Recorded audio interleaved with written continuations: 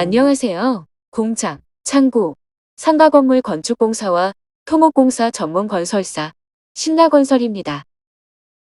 오늘은 경량철골조 조립식 창고 평당 건축비와 일반 철골조 공장 건축비를 비교하여 알려드리겠습니다. 여러분의 좋아요 클릭과 구독 그리고 알림 설정은 저에게 큰 도움이 됩니다. 꼭 부탁드립니다. 일반 철골조 공장과 경량 철골조 창고는 구조물과 단열재 사용 기준이 달라서 건축공사 비용의 차이가 나는데요. 어느 정도 차이가 나는지 비교 분석하겠습니다.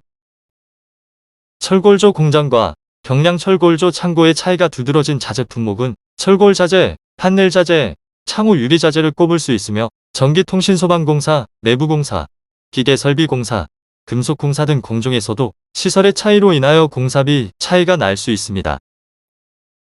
일단 철골조 공장의 평당 건축비와 공종별 공사비 비중을 알아보겠습니다. 2022년 5월 현재 약 200평 규모의 일반 철골 구조 공장의 평당 건축비는 250만원 이상으로 분석되었습니다. 그렇다면 공종별 평균 공사비 비중이 어떻게 되는지 통계 수치로 알아보겠습니다. 표에서 보는 것과 같이 가장 공사비 비중이 높은 공종은 철골 공사인데요. 대략 25%에서 30% 정도 비중을 차지하고 있습니다. 두 번째로 비중이 높은 공종은 기초 콘크리트 공사로서 약 18% 정도 비용이 소요됩니다. 세 번째로 높은 공사비가 소요되는 공종은 판넬 공사비로 약 12% 정도 소요됩니다.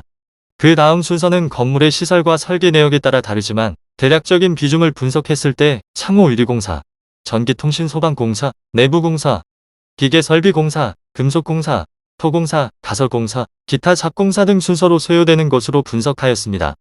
다만 건물의 설비와 시설의 구조에 따라 앞에서 말씀드린 공사비 비중은 차이가 있을 수 있습니다.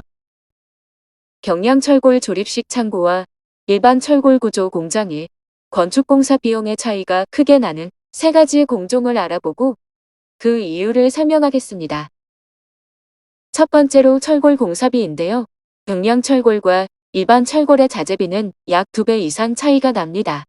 그 이유는 일반 철골과 경량철골의 철자재 두께와 무게의 차이가 크기 때문에 가격의 차이가 2배 이상 납니다. 두 번째로 판넬 공사비인데요. 공장과 창고는 판넬 규격을 다르게 할 수 있어 판넬 자재비 차이가 큽니다. 그 이유는 공장과 창고는 단열 규정이 다르기 때문입니다. 외벽 판넬의 경우에 공장은 155mm 이상 두께의 나등급 이상 난연 판넬을 사용해야 하는데 창고는 단열 기준이 완화되어 외벽 판넬의 경우 50mm에서 100mm 두께의 비난연 판넬을 사용하는 경우가 많습니다. 세 번째로 창호 유리 공사비를 꼽을 수 있는데요.